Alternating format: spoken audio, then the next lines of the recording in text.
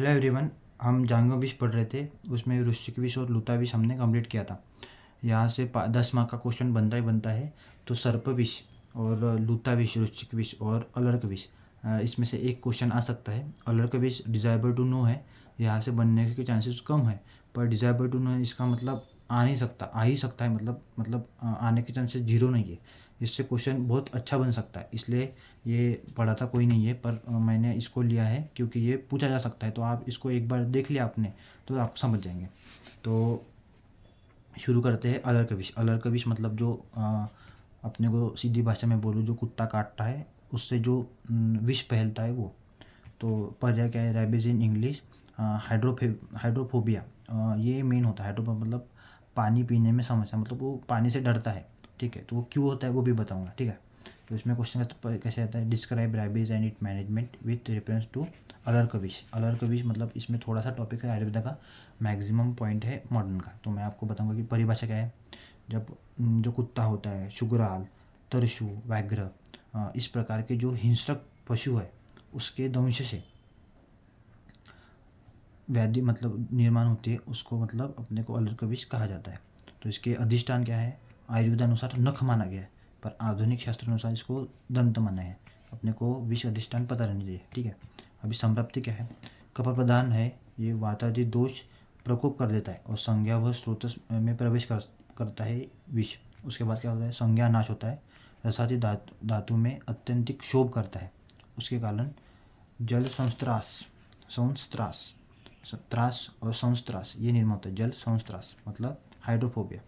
मतलब क्या होता है? जो व्यक्ति होती है, मतलब कोई भी कारण नहीं है, जो पानी पीने में भी उसको तकलीफ होती है, पानी के स्पर्श से भी तकलीफ होती है, और पानी को देखा तो भी तकलीफ होती है, ऐसे कहा है। इस अवस्था को जल संस्त्रास कहा है। ठीक है, अभी स्थानिक लक्षण क्या होता है?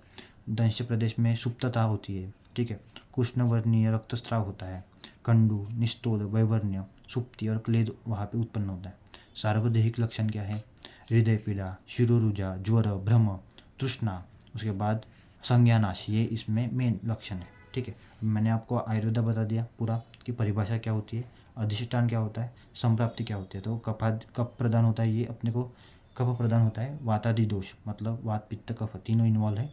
और ये प्रकोप होने के बाद संज्ञा व स्रोतस में इसका क्या बोलते हैं उसको, संज्ञा व स्रोतस में जाने के बाद, प्रवेश करने के बाद संज्ञा का नाश करता है और रसादी धातु में अत्यधिक क्षोभ करता है। उसके कारण अपने को निर्माण होता है जल संस्त्रास।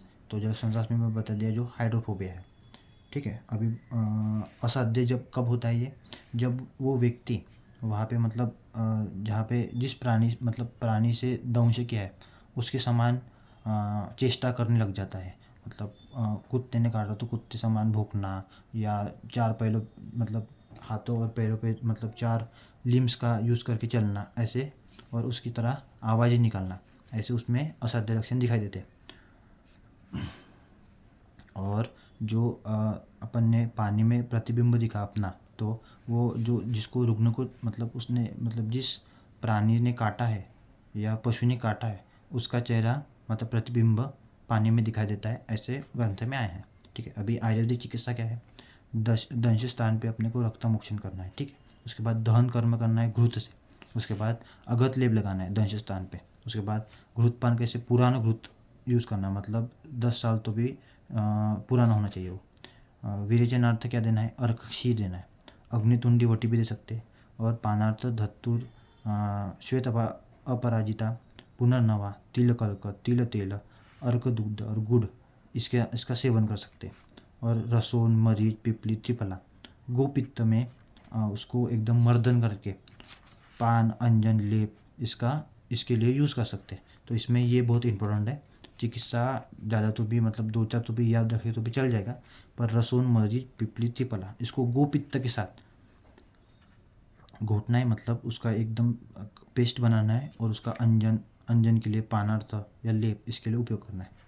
और अंजन और एक दूसरा अंजन है बताया गया है कि त्रिकटु और गोमयस्वरस, इसका यूज़ करना है। गोमयस्वरस जो अपना विष्ठा रहती है गाय की, उसका जो उससे स्वरस बनेगा उससे।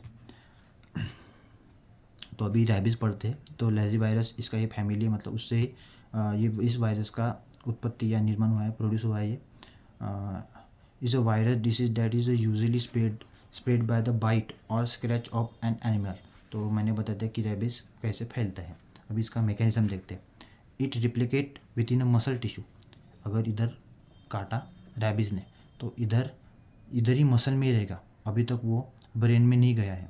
अगर मैं और एक बात बताता हूँ, जितना वो पास रहेगा ब्रेन से उतना इफेक्ट जल्दी होगा, मतलब उस विष का, ठीक है।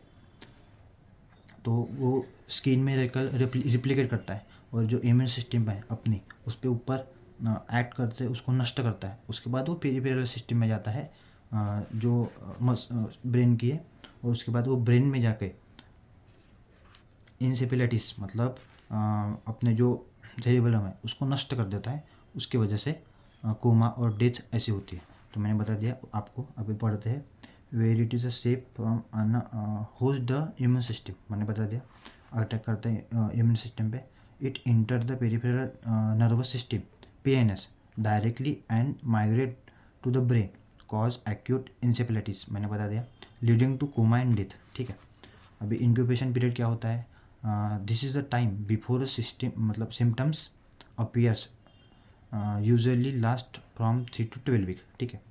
3 से 12 वीक या 2 साल भी लगते हैं। मिनिमम क्या बोला है? एटलीस्ट 5 दिन या ज़्यादा से ज़्यादा 2 साल भी लग जाते हैं। मतलब इधर काटा है और इधर ही रह जाता है। फिर उसके बाद वो जब पूरा इम्यून सिस्टम उसका नष्ट होने के बाद वो पेरिफेरल सिस्टम में जाता है। तो अपने को याद रखना है कि मिनिमम 5 या 2 साल भी लग सकता है इंक्यूबेशन पीरियड। इसमें 4 या 5 स्टेजेस होते हैं, तो आपको मैं एक एक करके बताऊँगा। और वो हाइड्रोफोबिया क्यों होता है वो भी बताऊँगा। तो टाइप इसके 2 होते हैं, फ्यूरियस और पैरालिटिक। फ्यूरियस ये कॉमनली होता है, मतलब 80% ये कॉमन होता है ह्यूमन में, जो हाइपर एक्टिविटी और हाइड्रोफोबिया, मतलब वो जो जानवर है, मतलब जिस पशु से मतलब पशु ने काटा है उसकी तरह एक्ट करता है, तो हाइपर एक्टिविटी शो करता है। मतलब भूखना, उसकी तरह 4 पैरों पे चलना, और मतलब वो अलग अलग मतलब मूवमेंट करता है हाथ पैरों की। तो ये फ्यूरियस हो गया। और पैरालिटिक क्या होता है? एक पैरालिसिस हो जाता है वन साइड या दोनों, ठीक है।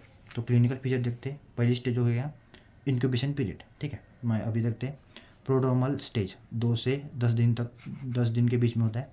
अर्ली फ्लू, जो फ्लू होता है अपना वायरल फ्लू, उसके लाइक सिम्टम्स होते हैं। हाई फीवर हो गया 100 से 104 degree Celsius, sore throat and cough हो गया, नोसिया वोमिटिंग हो गया, हेडेक हो गया, उसके बाद एनजाइटी, फीलिंग जनरली अनवेल, ठीक है, टिंगलिंग और पेन एट बाइट साइट, ये हो गया सिम्टम्स होंगे नॉर्मल जो प्रोड्रोमल स्टेज में होते हैं। उसके बाद एक्यूट न्यूरोलॉजिकल स्टेज आता है। अभी जो मसल्स में उसने डिवीज़न किया, मल्टीप्लाई किया, अभी वो क्या होता है न्यूरोलॉजिक स्टेज, मतलब आगे की स्टेज में चला जाता है। अभी फ्यूरियस भी होता है, वो 80% होता है, और पैरालिटिक वो 20% होता है। अगर 100 पेशेंट है तो 80% जो इसके ही मिलेंगे और 20% पैरालिटिक के मिलेंगे। तो इसमें क्या होता है, फ्यूरियस में 2 एग्रीगेशन होता है, मतलब एजिटेशन होता है उसका। तो स्टेज ऑफ एक्सेसिव रेस्टलेसनेस लगता है, मतलब क्या करूँ क्या नहीं ऐसे लगता है।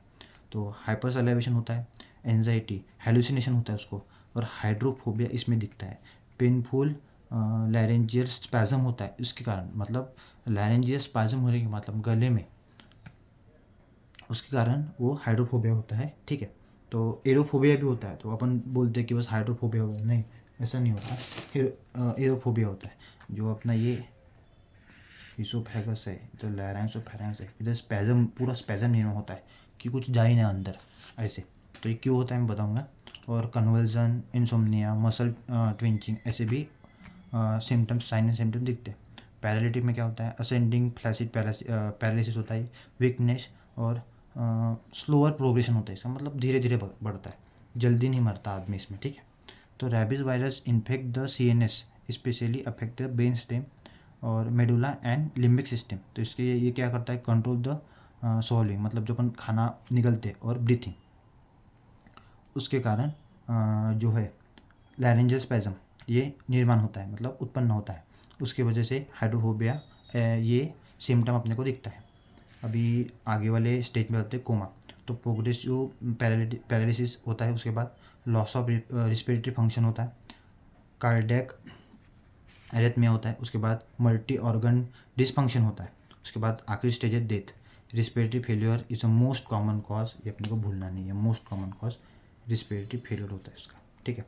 अभी ट्रीटमेंट क्या है इसका, ये बहुत बहुत इंपॉर्टेंट है कि उसकी मतलब ये पूछ लेते हैं, मतलब इसका वैक्सीन कितने कब देते हैं और कितने कितने दिन देते हैं, ठीक है। तो और कहाँ देते हैं वो भी पूछते हैं। तो इमीडिएट क्या करना है, जो वुंड है मतलब जहाँ पे काटा है तो वहाँ पे वॉशिंग करना है for 15 minute with soap and water. Rabies immunoglobulin देना है, मतलब RIG गिवन इमीडिएटली। कब देना है, जब भी उसने काटा तभी देना है, मतलब given immediately around the wound, मतलब जहाँ पे काटा है वहाँ पे देना है इधर, ठीक है। उसके बाद रैबीज़ वैक्सीन देना है सीरीज, रैबीज़ वैक्सीन सीरीज़ ये पूछते हैं वाइवा में। 4 से 5 डोज देते हैं और 2 to 4 week in the deltoid region, और IM देते हैं इंट्रामस्कुलर, ठीक है। डेल्टोइड रीजन देते हैं मतलब हाथ के ऊपर इधर, ठीक है। तो अभी prevent virus from establishment infection, मतलब आगे इन्फेक्शन ना हो, इसलिए वो क्या बोलते हैं एंटीवेनम जो होता है अपना, एंटीवेनम बोलते हैं क्या, रैबीज इम्यूनोग्लोबिन वो देना पड़ता है। अभी 5 डोज कैसे देंगे, 0, 3, 7, 14, 28 ऐसे याद रखना है। 0 डे पे दिया मतलब जिस दिन काटा उस दिन दे दिया, उसके बाद तीसरे दिन देना है, उसके बाद 7वें दिन, उसके बाद 14वें दिन, उसे 28वें दिन, ऐसे 5 डोज कंप्लीट करना है। तो आपको मैंने सब बता दिया है अलर्क विष के बारे में। जो है उसकी परिभाषा, अपने को प्रकार याद रखने हैं, जलज संस्त्रास क्या होता है वो याद रखने हैं, स्थानिक लक्षण, सर्वदेहिक लक्षण, उसके बाद असाध्यता, उसके बाद चिकित्सा, घृतपान और रसोन मरीच पिपली त्रिफला गोपित्त में उसका मर्दन करके उसके पानार्थ अंजन लेप ये यूज़ करना है, अभी कभी भी नहीं भूलना है। रैबीज लैजी वायरस होता है, ये कैसे फैलता है, पेरिफेरल जो सिस्टम होती है PNS उससे डायरेक्टली इंटैक्ट करके वो ब्रेन तक जाता है। उसके बाद ब्रेन स्टेम, मेडुला और लिम्बिक सिस्टम पे एक्ट करता है। उसके बाद ये होता है, और मैंने बता दिया 4 से 5 स्टेज होते हैं, अपन 4 लिख सकते हैं पर 5 स्टेज में इसको पूरा कवर किया है। प्रोड्रोमल स्टेज होता है, एक्यूट न्यूरोलॉजिकल स्टेज होता है, कोमा होता है, उसके बाद डेथ होता है। तो मैंने सब बता दिया, और ट्रीटमेंट ये भूलना नहीं है, ठीक है। तो मिलते हैं अगले वीडियो में। आपको ये वीडियो अच्छा लगा तो लाइक कीजिए, सब्सक्राइब कीजिए और फॉलो कीजिए, और कमेंट में ये बताइए कि अच्छा लगा कि नहीं लगा, और आगे वाले मतलब आपको कौन सा वीडियो चाहिए तो वह वैसे मैं अपलोड करूँगा, ठीक है। तब तक के लिए थैंक यू, बाय।